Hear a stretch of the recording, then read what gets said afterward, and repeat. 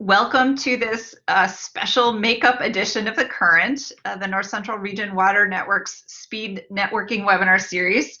For some of you that may have joined us last week, we had a few technical glitches, particularly in that affected one of our presenters, and we wanted to make sure we gave you the full benefit of what he has to offer. So we are doing this makeup edition on devoting a full hour to a portion of our flood prevention webinar, which I'll introduce in a minute.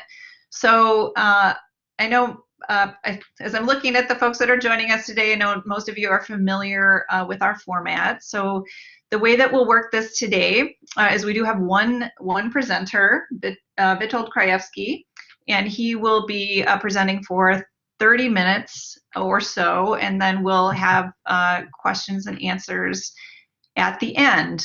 You can submit your questions for our presenter in the chat box, and that chat box is accessible in the lower right-hand corner of your screen. There's a little purple tab that you can click, and it should open up that chat box.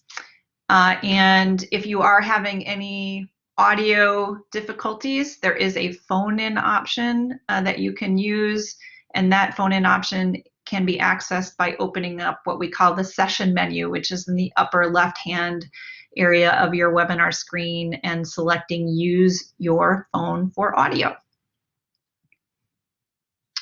So our presenter today, our featured presenter is Witold Krajewski. He is a professor of civil and environmental engineering at the University of Iowa in their College of Engineering, and director of the Iowa Flood Center. And for some of you that might have joined us last week, you got maybe a little taste of what the Iowa Flood Center has to offer. But again, since we had a few technical glitches, we wanted to give Dr. Krajewski a little bit more time to talk about the research going on at the Iowa Flood Center, and also the value of the Iowa Flood Center as a model for how we integrate data and share that data on flooding. So with that, I will turn it over to Dr. Krajewski. Thank you very much, Rebecca, and thank you for giving me this second. So yes, we had some technical this time. Hopefully everything will be smooth. I will be using the same presentation as last time. For those of you who participated last time, but I will be going a little bit slower and elaborating on some of the aspects of our work. So again, why some people consider Iowa Flood Center a model for the nation? Well, that's the central question that I will try to justify today through the presentation, and hopefully through a follow-up discussion based on your questions. So it all started in 2008. We had a devastating event in eastern Iowa. This event affected also the University of Iowa. So this picture here is from Cedar Rapids, and right in that on that island you can see the city hall. So of course you can imagine that all the decision making was heavily compromised. This flood came somewhat unexpectedly, because there was a flood wave coming towards the city of Cedar Rapids, and then a day earlier there was a day before the crest reached the city, there was a tremendous storm short distance upstream, dumped a few inches of rain, and then the two events combined and created this flooding in a matter of hours. So from a hydrological point of view, a traffic jam in the river network, and so this is the consequence.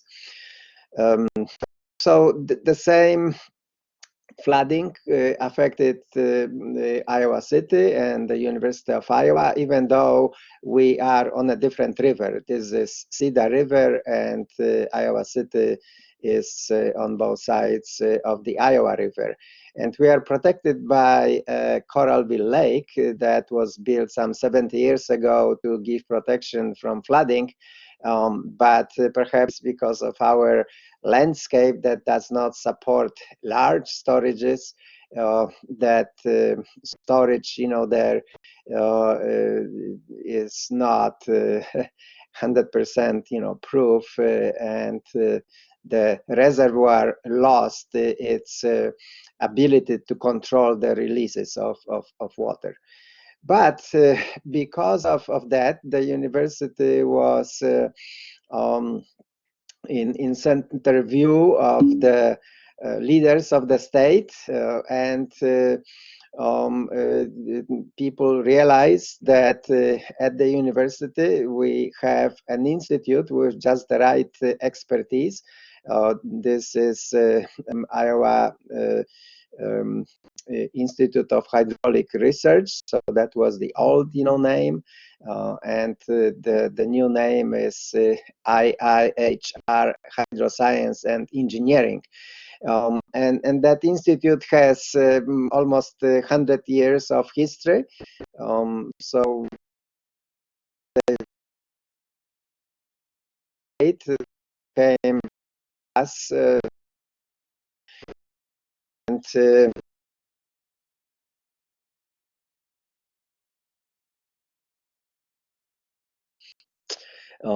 they came up with this language and put us to work. So I highlighted, here some of the keywords.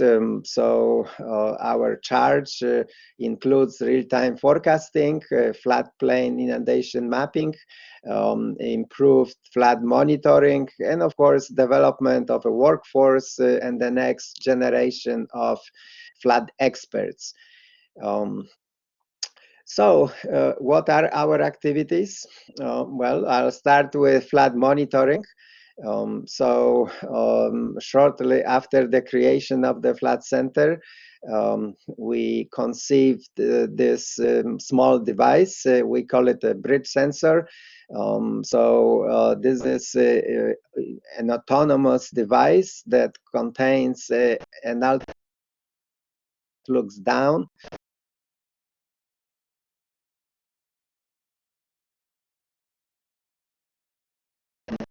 inside data logger, cell phone, battery, solar panel, and so forth. So you install it on the bridge, push a button, and data flow to our servers, and from our servers, data are distributed to all those interested, so general public of the state and anybody else. And I will talk more about the informational, system for this data dissemination. So we started with 50 in the summer of 2010, and we quickly increased that number to the current 250.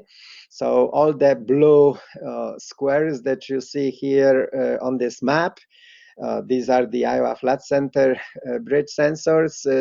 The squares that are green, these are the stream gauges operated by USGS. And then the red squares are the locations where the local communities and various state organizations would like to add such sensors, the Iowa Flood Center bridge sensors. So if you were to count the dots, 250 of the blue ones and 100 of the red ones, and about 150 or so of the green ones. So together it is an extensive network of sensors, and this is all about monitoring of what's going on in the streams and rivers of the state. We present the data in a cartoonish way to general, public. So this is what we would see. The flood levels for this particular location follow the color convention of the National Weather Service. So here you can see that for this particular location, this is from 2013, the bridge got overtopped. There was a short break in the data flow. When the water went down, the transmission of the data resumed without us doing, anything. We were sitting, some, 150 miles away in Iowa City. So that speaks to the good engineering of our bridge sensors. Again, they were conceived in-house, designed, built, tested, deployed, and have been in operation for a number of years. Now, the second major activity is the flood inundation mapping. So here we have two types of maps. One more accurate, based on two-dimensional open channel flow model. So these are community maps. That's how we refer to them, because they are linked to a local USGS stream gauge. Now the interface is again unique. We designed this interface. You can look at what's going on through river stage. I'm moving my cursor. I'm not sure if you can see that, or not. But anyway, you can select viewing the maps through river stage. So we developed maps for every 6 inches of river stage at that USGS station, or you can look at the maps through annual chance of occurrence. So this probabilistic, view, and you can dial the slider here to whatever you want to look at. Also, these maps are linked to the current stage and also the forecasted, stage. And one can interrogate these maps. One can see the depth at a particular location, and also what I'm showing, here is the damage of the structures that are located in a particular flat plain or particular inundation. So now data for these damages that comes from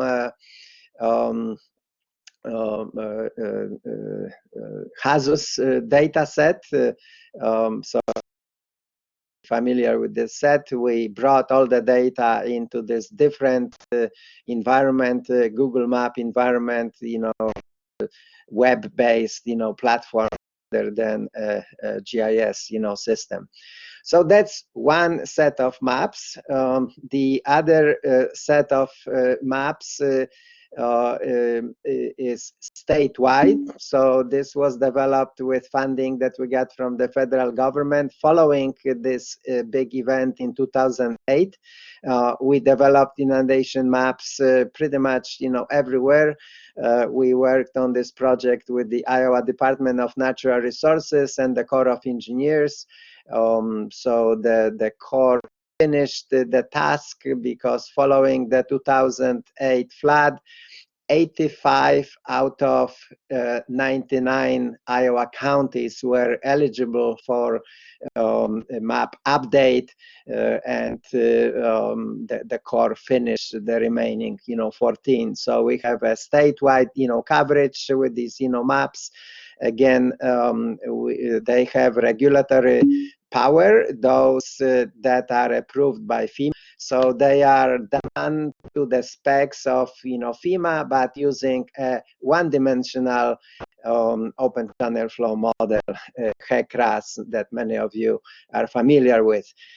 Here in Iowa, even before the the flood, the state was, smart enough. It acquired LiDAR-based topography data. So it is that view of the local topography with this very high resolution of, 3 feet or so horizontally that we were able to incorporate into this mapping activity. It took 6 years and about $15 million, but we have, these maps available to the public. So moving on, the next major activity is flood forecasting. So here, as you all know, the agency, the federal agency, the responsibility for stream flow forecasting for the nation is the National Weather Service. They make their, forecast at a certain number of locations. We have developed a more detailed hydrologic model that we implemented statewide, and with that model we can make predictions pretty much everywhere, and we can update these predictions as frequently as every 15 minutes. The hydrologic model, again, it's an in-house development. This model is based on the decomposition of the topography into 2 elements: hill slopes, where transformation of rainfall into runoff takes place, and then the other element are channel links that form stream and river drainage network. And so mathematically this model can be written as a large set of ordinary differential equations. They are organized following the topology of the river network, and here in Iowa, actually what I have on the slide is wrong, because it should be 2 million of equations.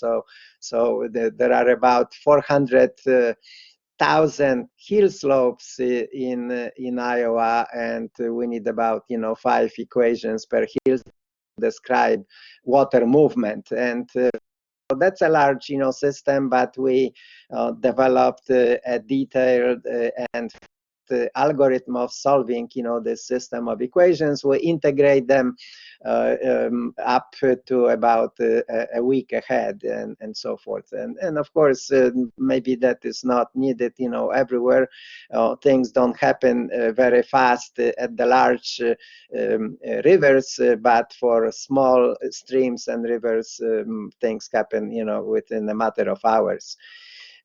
So with this model, which is driven by radar rainfall, the rainfall, we actually acquire radar data, radar reflectivity data, and again, in-house with our expertise in radar rainfall estimation, we convert it into our own rainfall mapping product. So these maps have 5-minute temporal resolution and about half a mile of spatial resolution. This product is not corrected by rain gauges, but we also use another product that comes from the National Severe Storms Laboratory, part of NOAA. So that product is called MRMS, for multiple radar, multiple sensor, and that's an hourly product, and corrected with rain gauges. So we actually use both of those to drive the hydrologic model. That hydrologic model can make predictions that we visualize like this. For many small localities, there are no stream gauges. So when your model says, okay, there will be, I don't know, 100 CFS flowing in 12 hours, that is very difficult for local people to relate to that information. So of course, the ultimate goal would be to show them the map of what's coming. However, there are some dangers, there of being wrong, and I can elaborate on this perhaps in the discussion. But we have developed a flood potential index, and what you see here is mapping that flood potential index, and so it has only a few values, as you can see, so it is much easier to relate, to. And we show it in this interface here, where one can track through time the last couple of days, and also the next couple of days. Now, for communicating this information to the public, we had to undertake another activity, and that is on information dissemination. So we have developed a very unique Iowa flood information system. So that requires expertise in informatics. And we developed, this system almost 10 years ago. Now I can see that there are others who work on similar, systems. So in this, system, we integrate, data from a number of sources. The system is what I call basin-centric.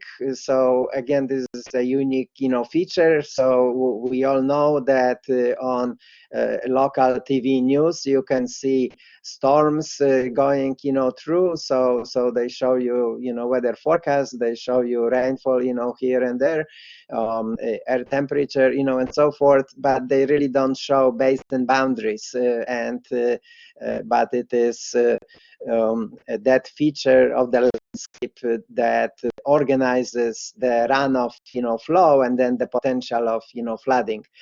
So in this, system, we integrate, that information with information regarding, communities, different, sensors, rain gauges, stream gauges, radar data, model predictions from our own model, from the National Weather Service models, and data from USGS, data from the Corps of Engineers. So this is really a data and information integration platform.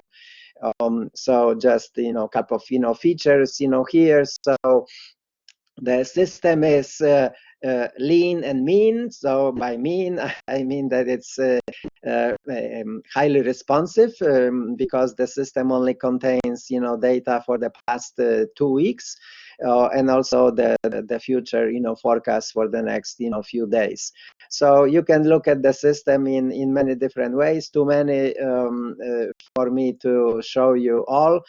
You can explore it on your own. Just Google Iowa Flood Information System or Iowa Flood Center.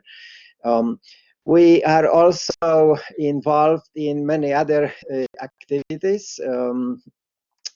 So we have ability to develop instrumentation. So here you see what we call a hydrostation. So a hydrostation, again, is a combination of a weather station with elements that are more of interest to hydrologists. So rainfall, soil moisture, and also a shallow groundwater well. And so here you see that well on the schematic on the left. Of course, you cannot see the well on the picture on the right. So but we have the expertise from mechanical engineering, from electrical engineering, electronics, informatics. So all this comes handy when we work for the people of the state. We have a very extensive outreach program. So we work with communities. We work with watershed management authorities that have legal standing in the state of Iowa, but no legal power. So there is no taxation and there is no regulations, but there is a community outreach, and so we can present our work. We can help people apply for different state and federal sources of funding local projects. So here is a picture of one such gathering, and through the technical expertise of the Flood Center and the capability that we bring to the state of Iowa, we managed to bring over 100 million of federal funding to help build resilient Iowa. And you see one of many such meetings here. Our work wouldn't be possible without a collaboration from many partners. You see a sample, here. I always to say that these are all partners so that nobody gets upset.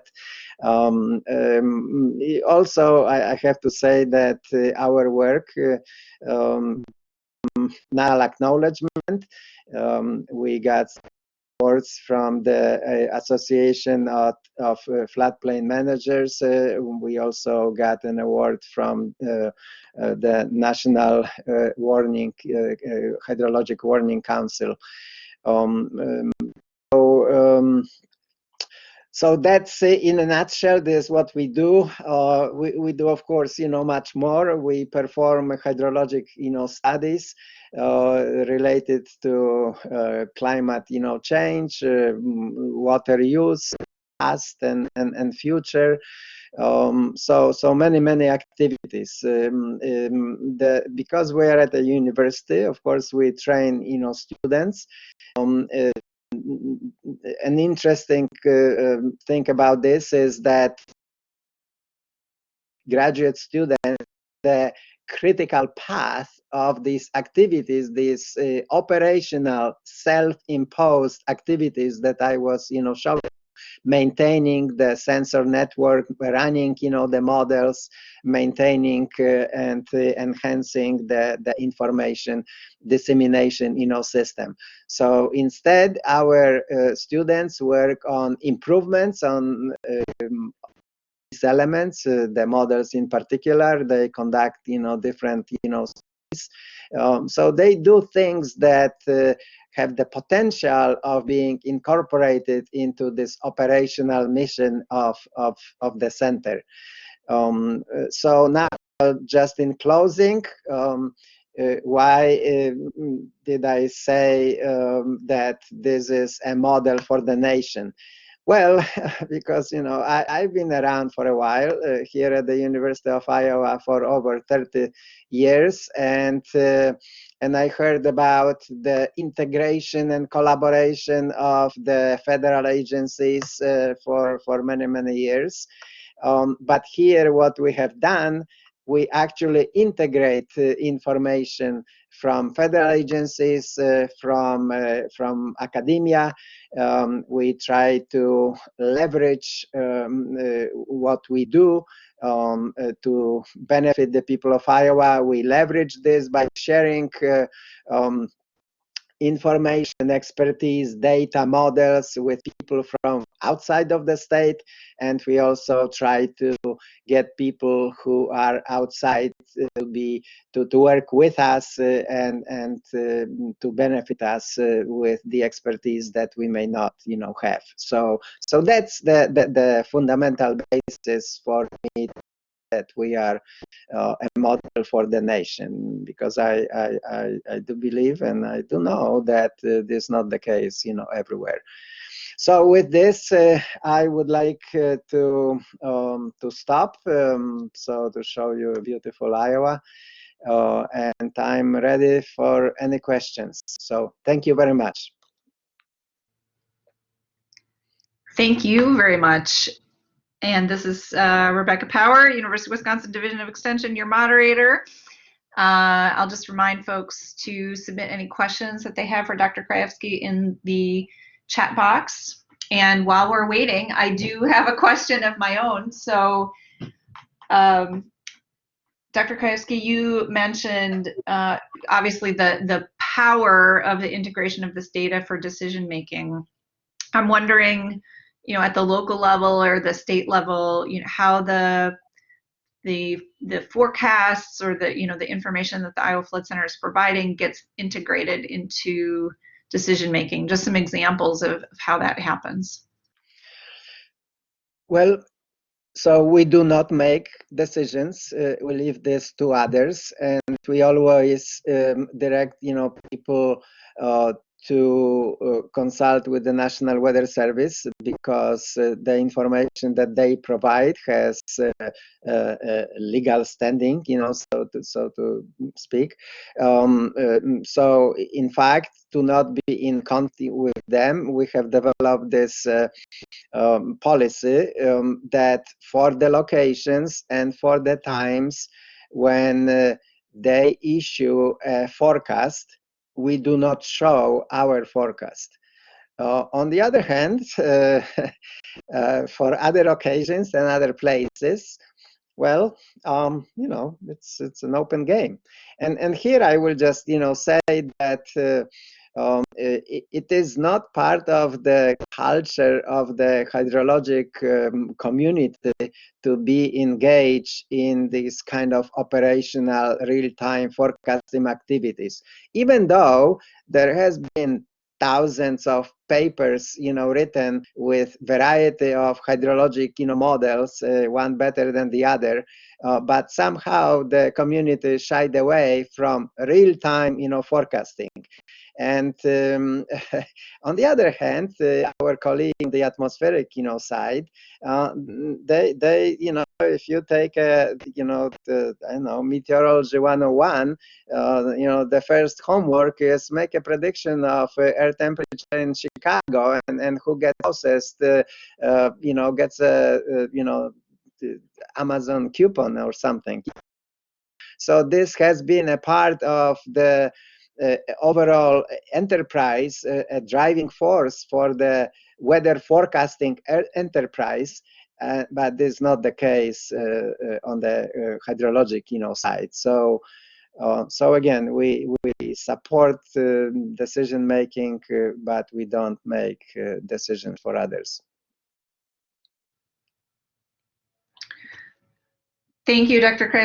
Krajewski. And I'm just maybe there are, even though I recognize the Iowa Flood Center is not making the decisions, I'm wondering, and clearly where there's a NOAA forecast out there, you want to be not confusing people. But are there examples in community, obviously you're putting this information out there, you're putting a lot of effort into supporting decision making. I think some of the HUD funding too was, of course, to support safer communities and mitigating some of those impacts. And maybe, I don't know if either you could speak to that, or you also mentioned the challenges when some of the predictions are not as accurate as they could be. So yeah, go ahead. Yeah, that's right. So so here I would like to justify why I would warn against using map-based forecasting. And this is, of course, in particular the case for the smaller, communities. So even though we have these inundation maps available, everywhere, now for the smaller scales, for smaller basins, kind of the flash flood type of events, it's very easy to be very wrong. And so if you are showing somebody a map, that somebody needs to know nothing about hydrology, all they need to know is how to use the map, find their own house, and then verify your forecast. And so that's the danger. The danger is of that of losing credibility very fast. So on the other hand, that index only speaks to the potential of flood, and even though it may not sound that great, but I will still use the term that you can hide. So we can hide behind that index. We can hide all the uncertainties that are associated with the forecasts, and these are numerous.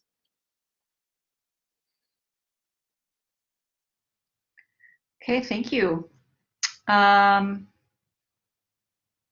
Okay, well, those are the questions that I had. And oh, we just had a question pop in. Can you expound upon how you work with watershed management professionals to address flood risk reduction? Sure. So first, I'll just give another example of our service to the communities in Iowa. Often the large communities, the big cities like Des Moines or Cedar Rapids, they have their own engineering department, and they have experts who study these issues, the issue of risk. And they can propose and then undertake right measures. Now, small towns don't have that kind of resource. So we work with smaller communities, giving them advice and maybe doing some preliminary studies before we send them to somebody else. Like for example, if we determine that maybe they need to build a culvert here or there, well, then we don't design that for them. We say you need to hire an engineering company, and they will do this for you, but this is what you need to do. So that's an important function for us. With the watershed management authorities, we do hydrologic assessment of the land. We study places where we would recommend building wetlands or some farm ponds to retain more water on the land. And then through these groups, we have access to the local people, because at the end there is a landowner who has to buy into these measures and has to understand that it's not only about that particular location, but also people downstream. So they are like our boots on the ground, so to speak, and we have numerous meetings. We travel, we meet with them, explain our work, our technical capabilities, and our tools. We try to do it in a jargon free way as much as possible. It's not always easy. So I'll stop here. Thank you so much. And I guess I do have one more. Suggested that the Iowa Flood Center could be a model for the nation. And I'm wondering if you have any suggestions for other states looking to do the kind of integration that you see being done in Iowa. Like I know every state is in a different situation, some with more of these capacities, some with less. And, would you have any suggestions on how to increase data integration if you were going to, speak from your experience? Yeah. Yeah, thank you for this question, because it gives me an opportunity to talk about our long-standing efforts to translate the Iowa Flood Center into a national flood research and education center. well, our efforts to go work through Congress were not successful. What was successful was the effort by Senator Shelby in Alabama, who brought federal presence to his district and established what is now the National Water Center, and it's a federally owned, center, and that's where a lot of research regarding to hydrologic forecasting, is. On the other hand, still there is plenty of room for improvement on a more local, scale. Rather than a cookie cutting operation of the Iowa Flood Center, which is not possible everywhere because that kind of expertise is not everywhere, I would like to recommend organizing regional, centers, and we are working on this with colleagues from Missouri and Nebraska and Kansas, and the motivation for this was, of course, the tragic events of last, spring 2019 on the Missouri, River. So nothing very concrete to report, but at least we are working, towards that. Also, in January, a large group of Texans visited Iowa City here, and Texas is very serious about improving resiliency to flooding, and they have serious, money, and so 30 people from Texas came here to Iowa in January. So that by itself is very meaningful, and learn from us, and so we work with different organizations, people. I give this kind of presentations, quite often. So this is one way of our, outreach and helping others to learn from our experience. Thank you so much. And if no one else has any questions, or no more coming into the chat box, I think that was a nice segue into the fact that if anyone wants to contact you, it sounds like you're open to having folks from other states contact you and talk further about the Iowa Flood Center experience and how that might relate to where other states are with flood forecasting and mapping, and making that information available to communities and watershed management efforts, and for all kinds of reasons. So here's Dr. Krajewski's email address. You can feel free to contact him if that's okay. And I just want to thank folks for joining today, and I want to thank Dr. Krajewski for the additional time to work through the entire presentation, and we will have this presentation available with the presentations from our other two presenters, Corey Loveland, Service Coordinator Hydrologist at the National Weather Service North Central River Forecast Center, and Laura Edwards, who is the Extension State Climatologist at South Dakota State University and leader of a number of multi-state extension climate-related efforts, including a new one on flooding and the long-term impacts of flooding, and mitigating those long-term impacts of flooding. So thank you again, Dr. Krajewski, for your presentation today, and thanks to all of you for joining us.